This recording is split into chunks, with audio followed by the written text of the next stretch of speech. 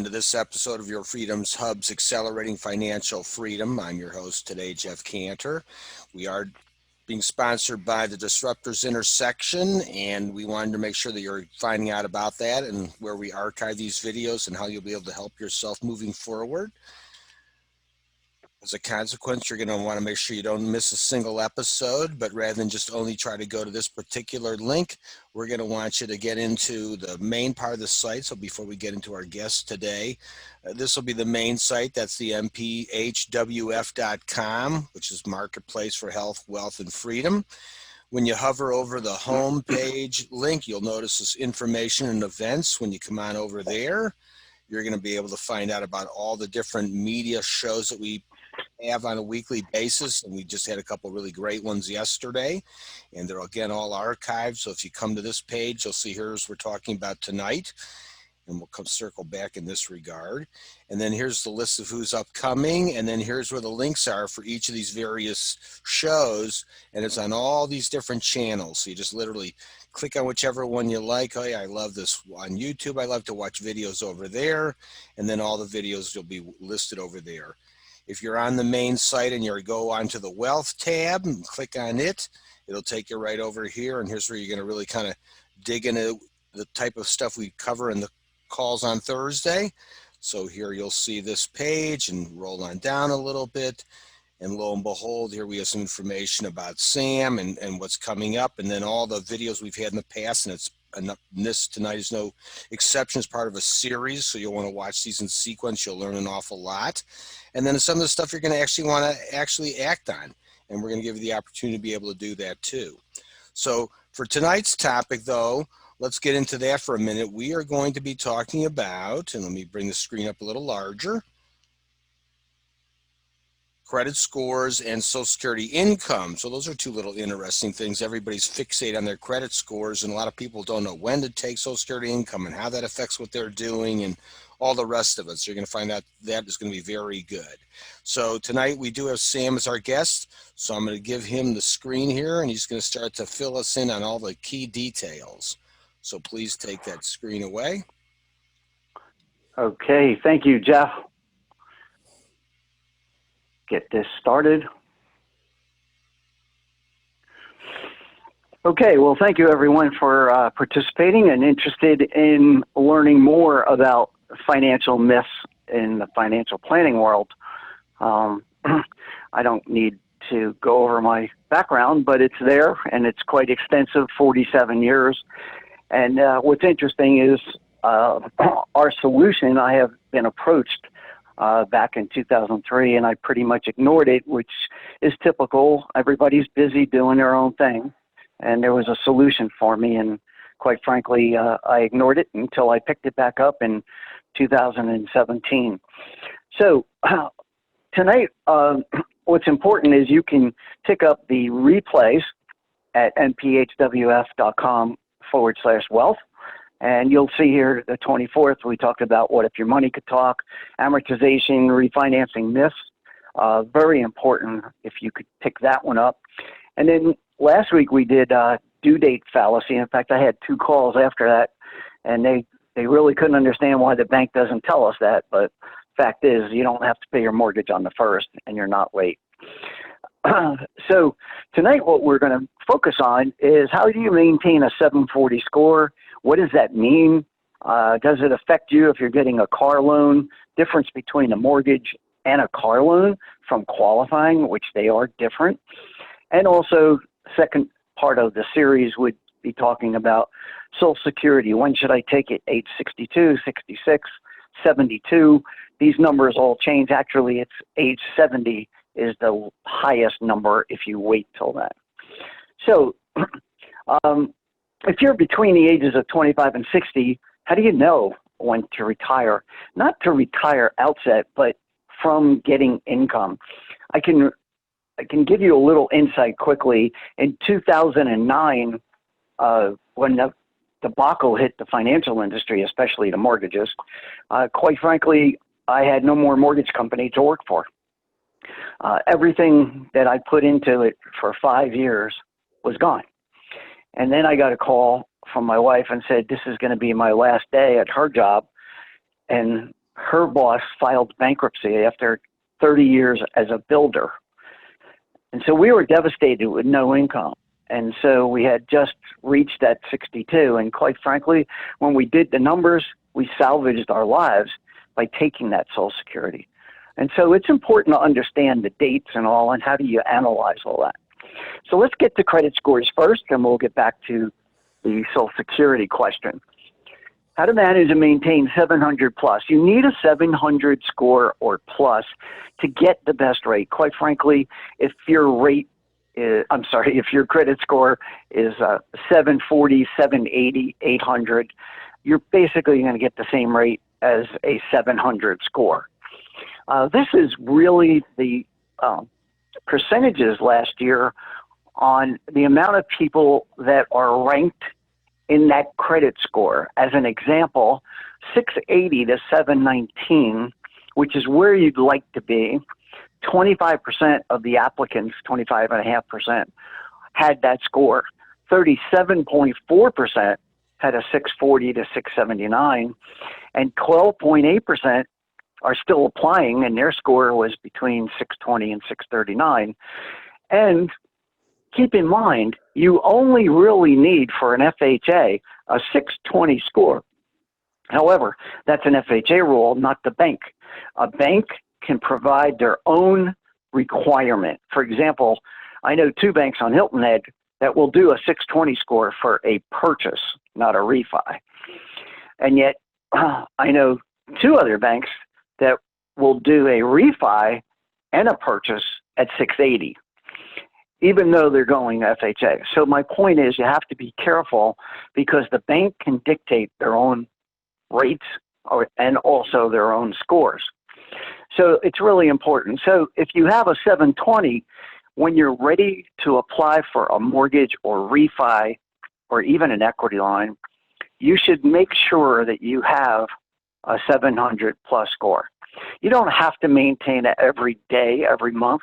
And it's really important to understand the only time this really matters is if you're going for a loan.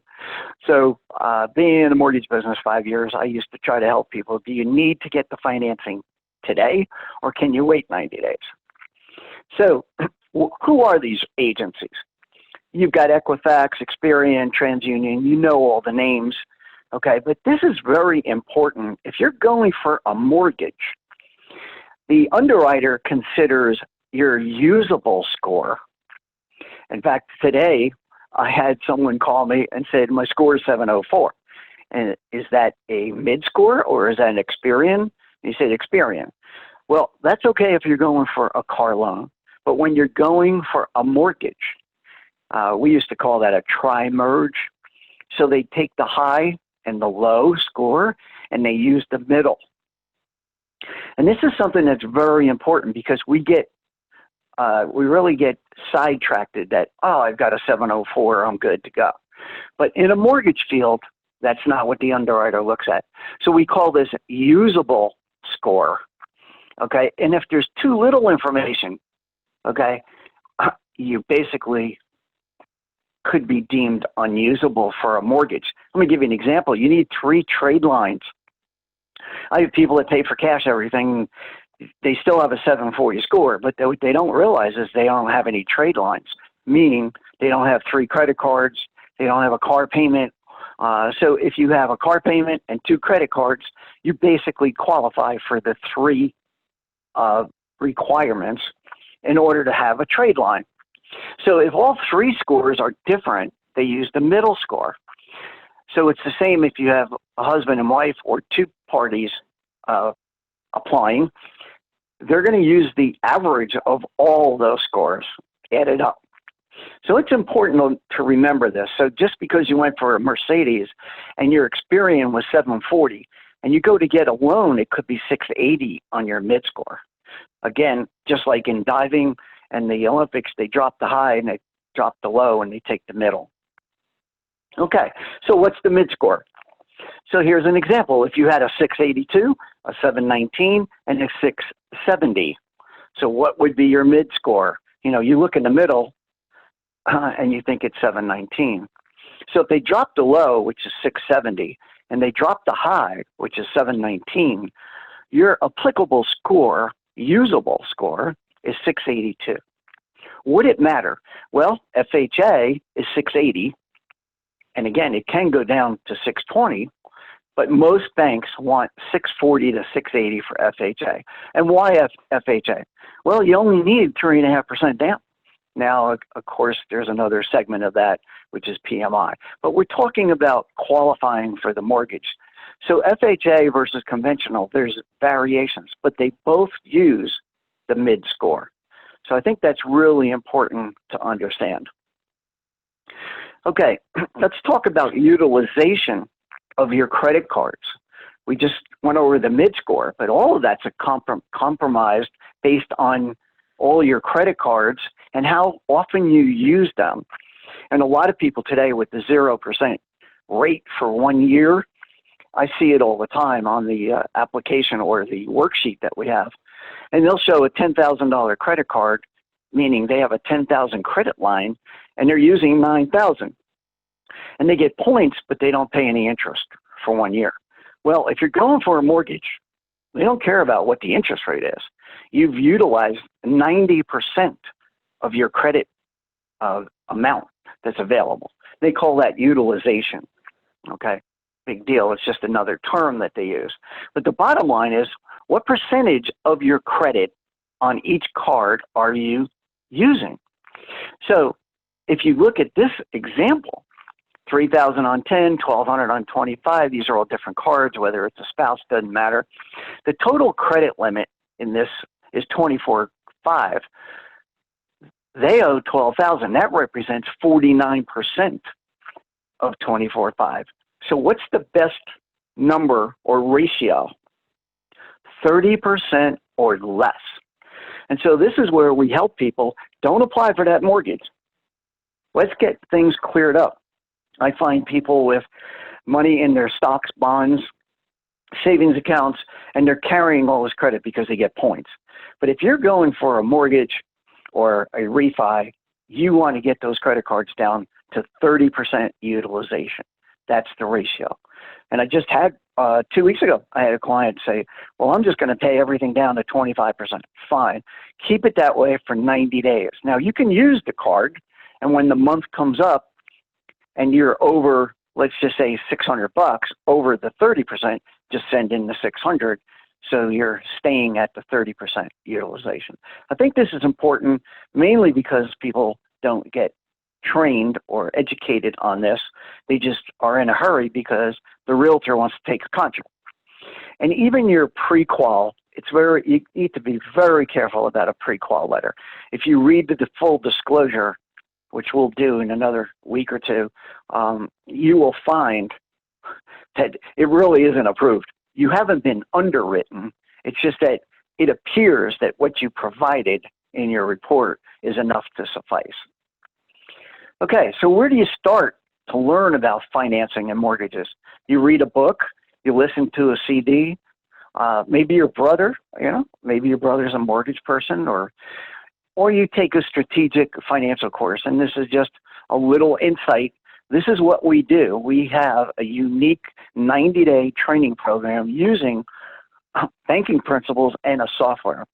How do you prepare for a mortgage approval on a purchase or refinance? How about first-time home buyers?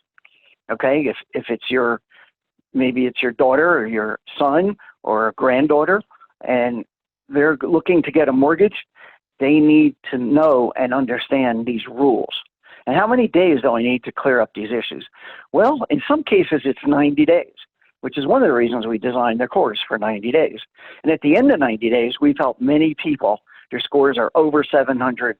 Their utilization ratio is in play. And all of these banking principles are confusing. These are the terms that the banking principles deal with. And you can just look at the list. Open-end and credit lines, float and leverage and offset accounts, strategic debt payoff. It's confusing. So we have designed this 90-day course to simplify this confusion and get you on the right track. Okay, so this is an interesting warning. Opening a new credit card could technically lower your overall credit utilization. Remember, I showed you just briefly there were 4 credit cards. When you open a new card, it decreases your credit report or your credit number, your score. And it's when you're applying for a loan, do not try to get a new credit card. Even if they're going to give you a 25,000 Amex, don't take it if that's the case. Because you will drop your score in cases I've seen 60 points. And they go, how could that be? Well, you just added a 5th card and 25,000 of credit, and they're looking at it that you're going to borrow 30 to 60% of that right away. And so that's how easily you can get sidetracked.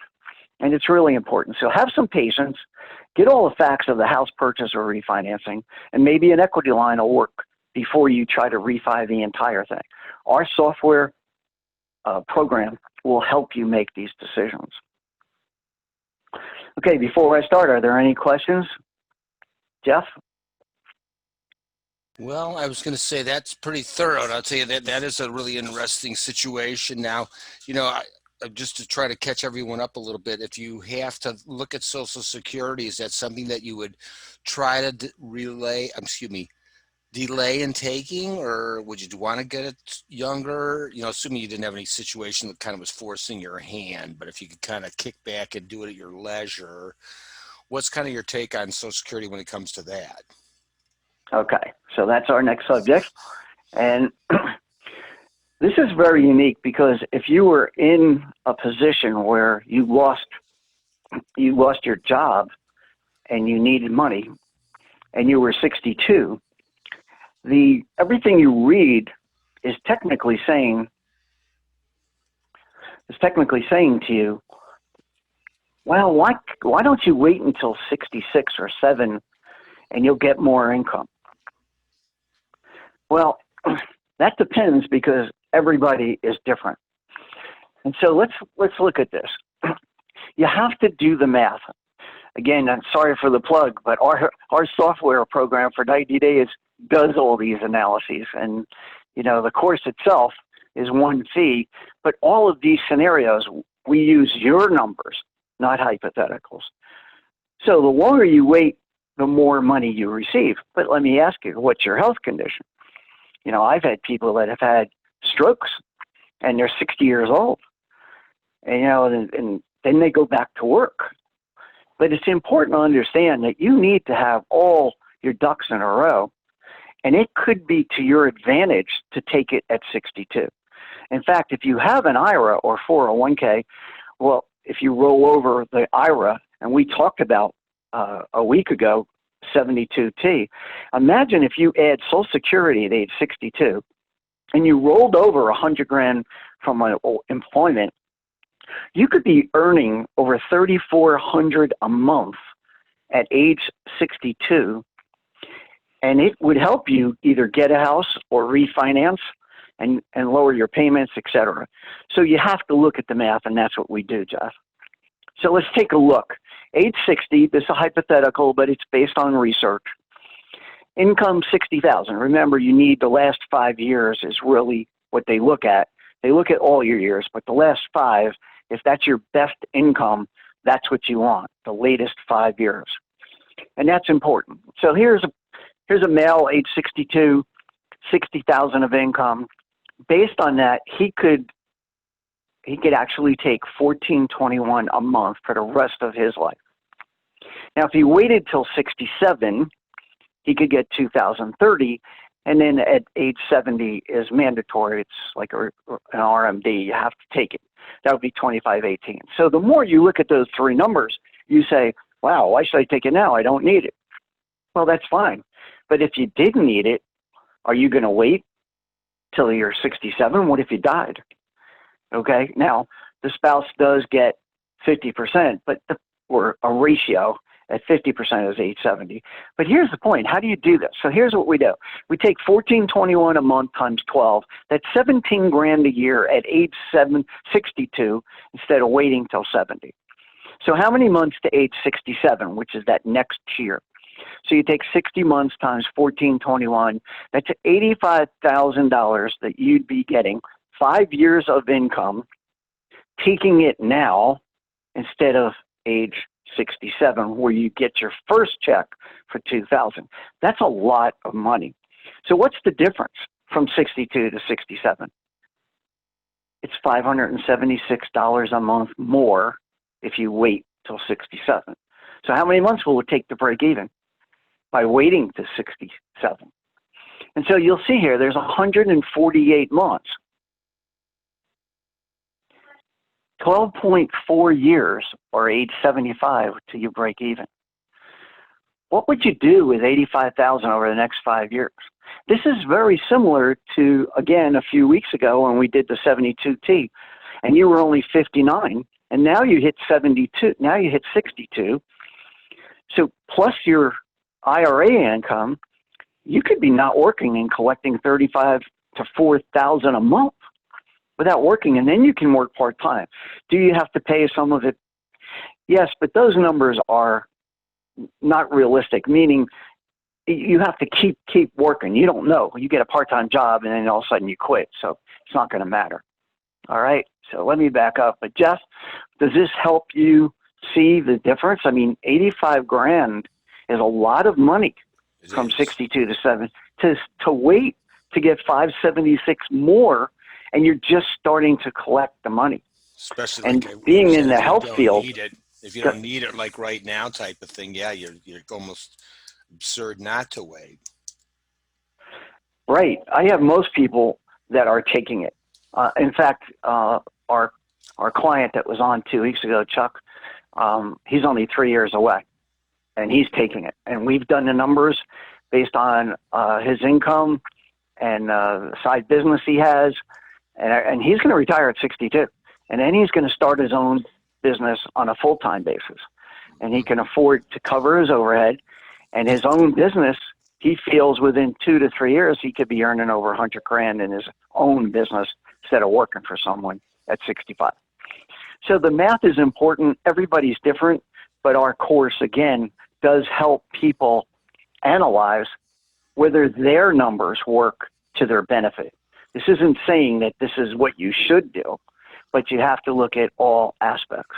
But it's still, to wait for just 576 a month more, you're losing 85,000 now. And again, what if you got sick, you got hurt, or you died, and you never took that money? Right.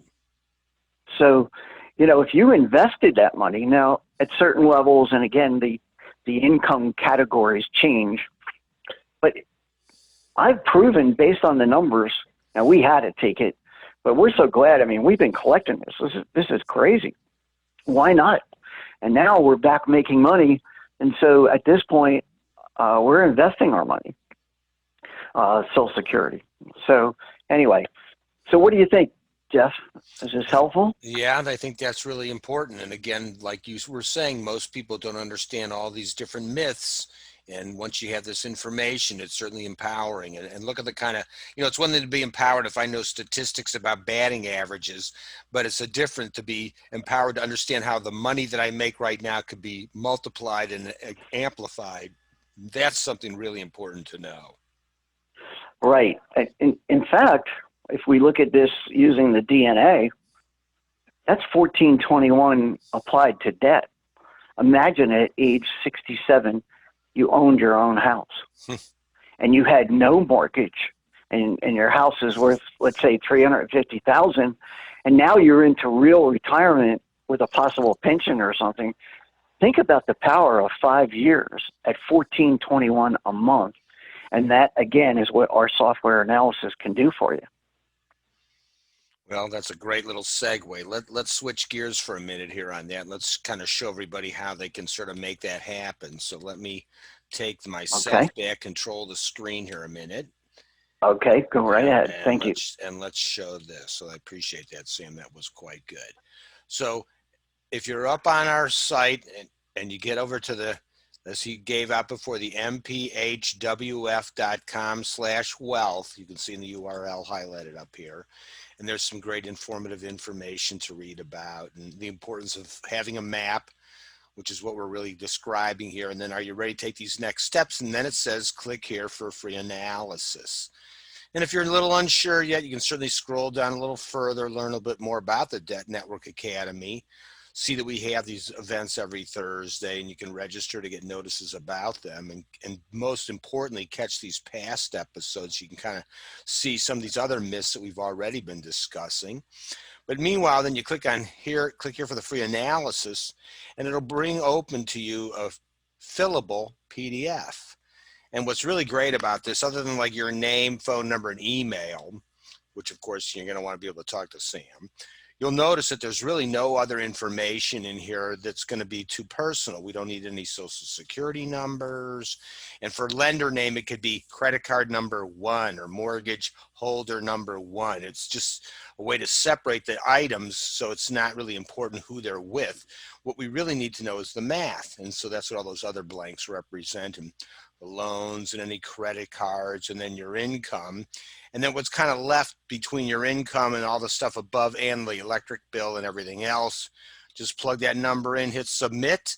And the next thing you know, you'll be having a nice little session with Sam where he'll be able to demonstrate with your own numbers what this looks like the day you'll be out of debt. And we've talked about that in the past, but instead of like when you ask most people, so oh, you got this mortgage, you got a boat loan, you got this, you got that, whatever, what day are you going to be out of debt? And they're like, I don't know. But meanwhile, once you've taken this little initial analysis, assuming you move forward, you'll know the exact day that you'll be out of debt and the fact that you'll be building wealth on that exact day as well. So it's a pretty exciting situation for sure. So Sam, on that note, I definitely want to kind of conclude for the day, but I want to see if there were any last parting comments you wanted to make here today. Yeah, I really would. This is something that is not CPAs. It's not a business, but we can help you open up your mindset so that you can do a lot more than you realize you can, especially when you see your own analysis. And I wanted to just mention that next week we're going to talk about the value added to your own residence. I'm stymied why people are still renting. You don't have to get a big house. You just need to get a house because of a lot of tax advantages. And it's not so much the deductions, it's the fact that it's tax-free. And I have some really good examples coming up next week of actual cases that I worked and helped these people generate hundreds of thousands of dollars of tax-free income. And we don't realize how it is a complement to your retirement plan. So look forward to next week in discussing that. And at this point, thanks again for your help, Jeff. Oh, yeah, and I'm excited to see all that information next week myself. So thanks again for today, Sam.